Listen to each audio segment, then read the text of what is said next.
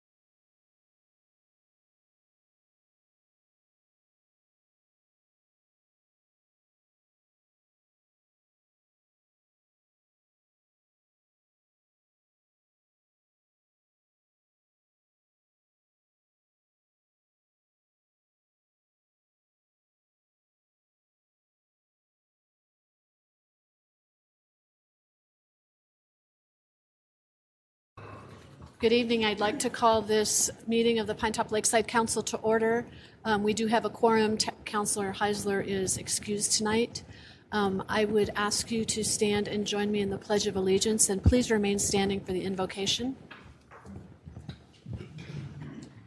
I pledge allegiance to the flag of the United States of America and to the republic for which it stands, one nation, under God, indivisible, with liberty and justice for all. Mr. Patterson. Our dearest Father in heaven, we are grateful for the privilege to gather together this evening to be a part of the Pinetop-Lakeside Town Council meeting. We ask that thy spirit will be here in abundance, and that there will be great communication and respect and teamwork. And we ask thee to please bless this land that we love so dearly with moisture, that we might have a wonderful monsoon season to help keep us safe from fires. We ask thee to bless those on the Apache Reservation who are mourning the loss of the police officer. And ask thee to bless his family and help us to show love and respect to all our first responders wherever we may encounter them. And these things we ask humbly in the name of Jesus Christ. Amen. Thank you very much. Item B on the agenda tonight is call to the public. This is a business meeting of the Town Council. We value and welcome public input. Please address the council as a whole and not individual council members. Do not address staff or members of the audience. Council action on items brought up and called to the public is limited by the open meeting law. Council may direct staff to study the matter and reschedule for further consideration at a later date. Items on the agenda are not to be heard and called to the public, and individuals are limited to 3 minutes. I don't see any requests to speak tonight, so we'll go ahead and move on then to item C, which is the consent agenda. All items listed are considered routine matters and will be enacted by one motion of the council. There'll be no separate discussion unless a member of the council requests that an item or item be removed for discussion. Council members may ask questions without removing the item, and items removed are considered in their normal sequence. As you can see, we do have 2 items on the consent agenda tonight. Vice Mayor? I move that we approve the consent agenda as presented. Second. Thank you. We have a motion, a second. All in favor, please signify by raising your right hand. Thank you. That carries unanimously. Item D is business before the council. Public comment will be taken at the beginning of each agenda item after the item has been announced by the mayor and explained by staff. Any citizen who wishes may speak one time for 5 minutes on each agenda item, either before or after council discussion. Questions from council members, however, may be directed to staff or member of the public through the mayor at any time. Item D1 tonight is consider adopting resolution number 22-1616, approving the bid for the landscape maintenance contract with In Bloom Nursery, its Magic Landscape Design, and authorizing a town manager to execute the agreements on behalf of the town. Matt. Good evening, Mayor and Council. We've had this contract for 3 years now, 5 years now. And thanks, Melina's on it. I have to tell you, Melina did most of this, and she did a wonderful job. And she worked with Bill Sims to make it happen. So, so far we followed all of our procurement policies, and we went through the bid process, and we only had one responsive bidder, and that was It's Magic Landscaping in Bloom. And so we want to move forward with this as we have in the past, the same way. The contract came out to $70,500 this year. Okay, any questions for Matt? Councilor Buse. Just a couple questions. Again, whenever we outsource anything, it brings to mind, we have staff. How many additional staff on parks would it take to cover this? And a follow-up question then would be, what would the salaries and benefits be? Yeah, so we would expect that we would need 2 more employees, including some equipment. Most of the equipment that we had for small areas, we no longer have. It was pretty old stuff.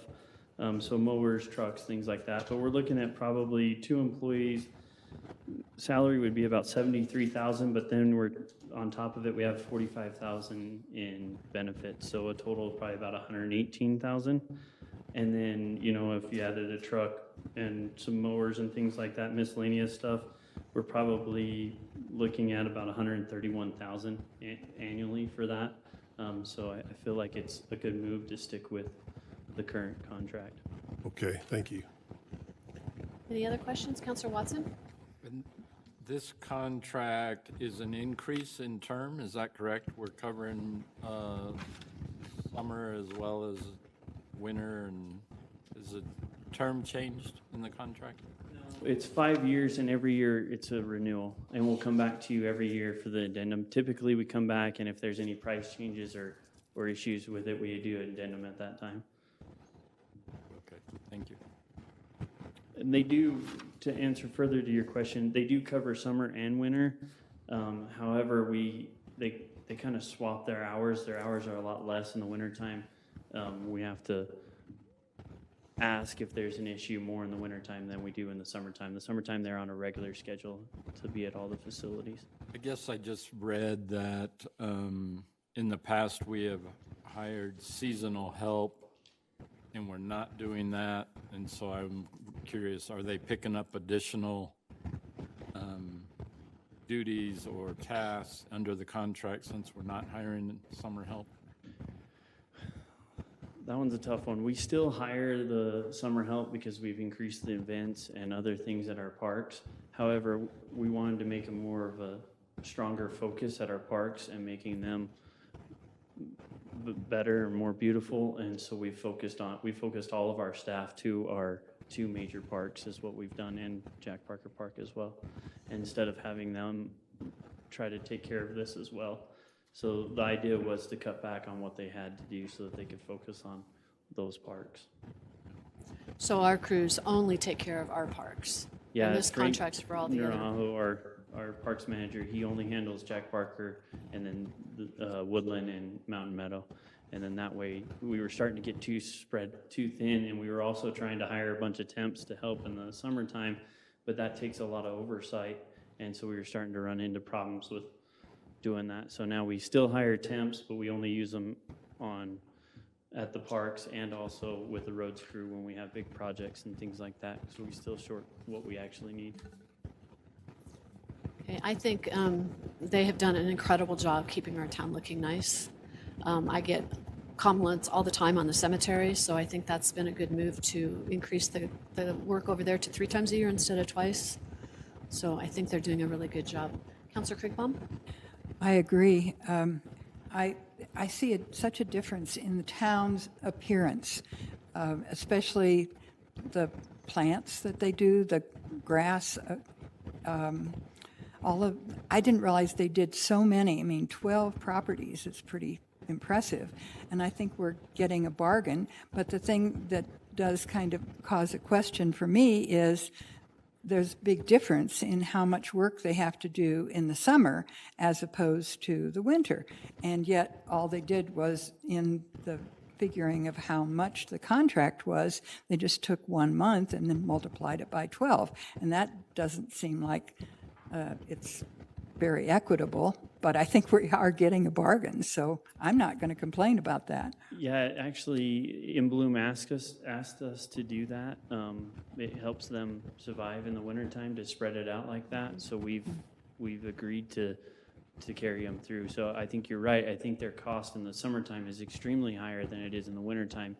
Yet this gives us a local business that gets to help carry themselves through the winter, and I think that that's important to them.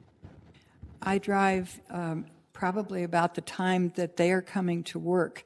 And in the last 5 years, I've noticed a big difference in the guys that come from my end of town and go to In Bloom at about 8 o'clock or 7:30. And they used to walk or ride their bikes. And now a good many of them have cars. It's like the American dream. So I'm really happy to see that. I think we've made a difference in their lives too. So I think that's a good thing. Yeah, and I really like the consistency. So, we typically know that they're going to be here Thursday, and they're here every Thursday working on it. No matter if it needs something or doesn't, they're here working on it. And that's something I just can't promise. We get pulled so many different directions. That was one of the big issues that we were having, is we were letting things slide to try to keep up with other issues, or something would break and we'd be focused on that. So. And I do think Shane and Ginger take pride in their work. They do. And pride in our community, and that really shows in the work that their crews do. So any other questions or comments? Councillor Watson. It did just spark a question, and that is the entrance signs. Do they, or do we, who takes care of the entrance signs? That's part of this contract, and that's one thing that we've been working on, is putting something back in front of them. It had some evergreens that were placed in front of them. However, they'd grown above the sign, and I asked Shane to trim them, but he came back to me and told me that if he trimmed them, they would kill them. So they went ahead and pulled them, and we have gone back and forth on what we want to put back in front of it. Shane is currently working on some colorful bushes that will fit both of those signs, that'll make them look a little bit better. And he's supposed to get back to me here fairly soon on that. So, hope that. Okay. Anything else? Motion, Councillor Buse. I move to adopt and approve resolution number 22-1616, accepting the bid in the amount of $7,500 and entering into a landscape maintenance contract within Bloom Nursery, It's Magic Landscape and Design, to perform landscape services within the designated areas of town, and authorize the town manager to execute any and all documents in connection with the contract. I second. Thank you. We have a motion, a second. All in favor, please signify by raising your right hand. Thank you. That carries unanimously. Thank you, Matt and Milena, for all your work on this. It's Thank much you, Council. appreciated. Much appreciated. Item D2 tonight is conduct the first public hearing of renewing the alternative expenditure limitation home rule option for the November 8th, 2022 general election. So this is a public hearing. Any member of the public that wants to address this issue is welcome to do so. Kevin, would you like to tell us a little bit more about it? Sure. Good evening, Mayor, Vice Mayor, and Council. The state requires that we conduct 2 public hearings for the continued use of an alternative expenditure limitation. So that first hearing is tonight, and we'll have the second hearing next Wednesday at 6 o'clock. Okay. In 2018, we took this question to the voters, and it was approved for us to use an alternative expenditure limitation or a home rule option. That's been in effect for the last 4 years, and it will be expiring at the end of next fiscal year, June 30th of '23. So what we need to do then is bring it back to the voters for the continued use. But we'll conduct these 2 hearings. At the next hearing, we will ask you to approve a resolution to place that option before the voters. Okay? The alternative expenditure limitation or home rule option is very important to us. And I want to make it clear that it has nothing whatsoever to do with raising taxes. That's not part of this equation at all. All alternative expenditure limitation does is allows us to use the resources that we currently have. So there will be, if it's approved, there's no raising of taxes. I just want to make that clear. In your packet, I have provided a listing that shows just how important the alternative expenditure limitation is to us. For the last 4 years, you can see in the year 1920, the state-imposed limit, if we were subject to that, would have been about $6.5 million. Our actual budget was a little over $14 million. The state-imposed limit comes from a law that was passed in 1980 based on what expenditures were in 1979. They take that base amount and adjust it each year based on population and inflation factors. One thing you'll notice in the chart that I provided is for this next fiscal year, the budget we're working on, due to our population decrease, our state-imposed limit went down about 500,000 from what it is during this current year. So if we were subject to that state-imposed limit, it would be a little over 6 million. The budget we're currently working on will be somewhere around 25 million. So it would impact us greatly if we are not allowed to use the home rule option. Thank you, Kevin. Are there any questions? Councilor Watson? So I've got a couple. One, Kevin, thanks for that overview. The state-imposed limits that are shown, do those include the possible exclusions, or is that just strictly the state limit? The way it works, both budgets, whether it was state-imposed limit or the alternative expenditure limitation, would start with the same amounts that I have listed, and then you have to, if you can, deduct approved exclusions to get that amount under the state-imposed limit. And so that 6,171,000 would be after exclusions, allowable exclusions. But the calculation is very complicated, and we've come close several times to overspending the state-imposed limit before we had the home rule option. So I guess the point I'm trying to make and to emphasize what you've stated earlier is that if our budget for this coming year is 25 million, part of that is bonding for the police department and other things that would be excluded from the state limit, correct? That's correct. In relationship to your comment about taxes, it's my understanding that even if we had cash in the bank under the state limit, we would not be able to spend that and go above the limit. But we could go out and bond, which would actually cost us more money in interest, right, to accomplish those same things. So the point being is that we're not raising taxes, and we're really just, as you mentioned earlier, we're just utilizing the assets that we have to accomplish the things that we need to do, correct? Yes, that's correct. And then the only other question I would have is, do you know how many of the cities and towns I think there's like 96 cities and towns or something like that now. Do you know how many of those impose a home rule option? Yes, I actually got that information today off of the League of Cities and Towns website. So they list 94 cities and towns. Out of those, there's only 13 that do not have either a home rule option or a permanent base adjustment. So that's 86% of cities and towns do have an alternative expenditure limitation, whether that's home rule or permanent base. Which is an indication that the state needs to relook at this that's been in place since 1980 and get up to date.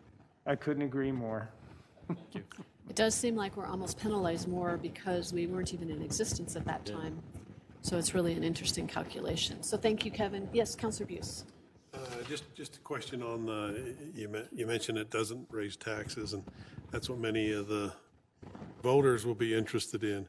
I guess when it appears in there, will there be an explanation somewhat stating that? Yeah, so the way this works, we have to conduct 2 public hearings. This is the first one, then we have one next week. Then if council chooses to move forward adopting that resolution, then there's a whole lot of documents that we have to prepare. We'll be having public hearings. We have to create a publicity pamphlet that will go out with the early voting. And what we did last time was we had several public hearings that explains all this and how this really works and that it's not an increase in taxes. There's also an opportunity in the publicity pamphlet for individuals to write a pro or a con. I know last year I wrote, 4 years ago, I paid for a pro argument in the ballot, and as well as somebody else did. I think Larry Vicario, if I remember correctly. There were no con arguments, so that's an opportunity if any council members or members of the public are interested in that. I think that's helpful. So any other questions or comments on this tonight? Okay, we will close the public hearing then and move on to items D3 and D4. We're going to take one vote on this to go into executive session. So pursuant to ARS 38-431.03A7, the council may vote to enter into executive session by public vote of the members of the quorum. A public body may hold an executive session. And the items we're talking about tonight, discussion or consultations with designated representatives of the public body in order to consider its position and instruct its representatives regarding negotiations for purchase, sale, or lease of real property. And both of those we are going to cover into one executive session. So I'd appreciate a motion on that. Vice Mayor, Councilor Watson. I would move that we go into executive session for both items as presented. The motion. Thank you. It's been moved and seconded. All in favor, please signify by raising your right hand. Thank you. We are going to go into executive session, and then we will come back out here and adjourn our meeting.